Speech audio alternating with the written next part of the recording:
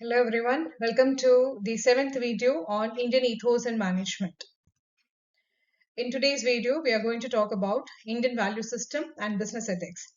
We are going to talk about the Indian values mainly Satya, Ahimsa and Brahmacharya, which is deep rooted in the Indian value system, which adds to the competitive advantage of any business.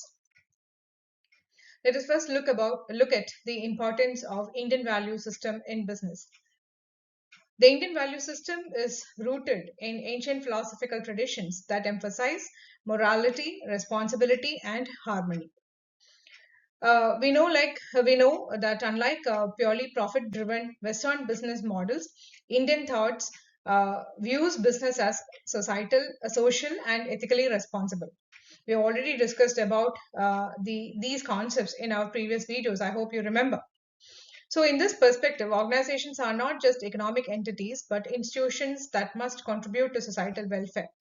We already talked about the concept called Vasudhaiva Kudumbakam, and we also talked about the concept called Loka Samasta Sukhino Bhavantu, which is the deep rooted Indian philosophy of everyone being happy or everyone being in a welfare state. So, if that is the concept that is rooted in an organization also, then it will lead to the overall well-being of the organization as well as all its stakeholders. So when businesses operate with ethical values, they gain legitimacy, trust, and long-term sustainability.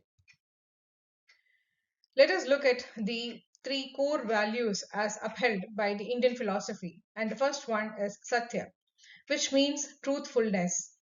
It lays emphasis on truthfulness in words and action, ethical decision making, and transparency in operations.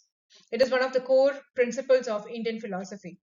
In business, it refers to honesty in communication, decision making, and operations. We know it is very important. Today, we talk about communication, we talk about stakeholder involvement.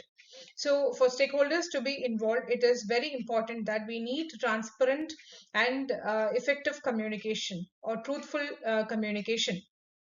So managers and organizations practicing Satya ensure transparent financial reporting, truthful communication with stakeholders, and ethical leadership. Honesty builds trust among employees, customers, investors, and society, which is very important for long-term success of the organization. The next concept, which is important which is an important Indian concept, is ahimsa or non-violence in business practices. It means to avoid harm to people and society. It also means to give respect to employees and consumers, and also it lays emphasis on ethical competition.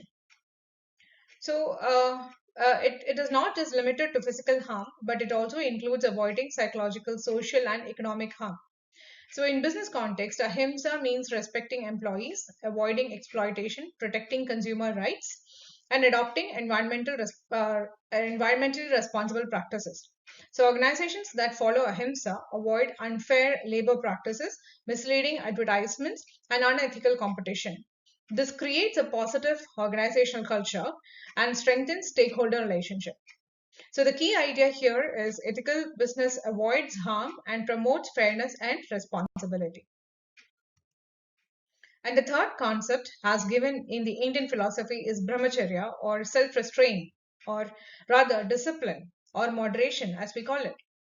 So it means control over greed and excess, responsible use of resources, and ethical leadership. In management, it refers to controlling greed, power, unethical desires. We know that every organization or every conglomerate is focusing on market control or being the market leader. So they use various methods, ethical or unethical, in order to reach that particular position. So brahmacharya means restraint or moderation, wherein you are controlling greed, your desire for power, or unethical activities. So leaders practicing self-restraint avoid corruption, excessive risk-taking, and misuse of authority.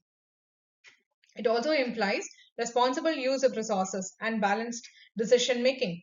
Organizations guided by self-restraint focus on sustainable growth rather than reckless exploitation driven by greed. Now let us look at the corporate ethics in modern business. It refers to the application of ethical values in the organizational level. It means a fair treatment of employees, transparent accounting practices, truthful advertisement, and so on.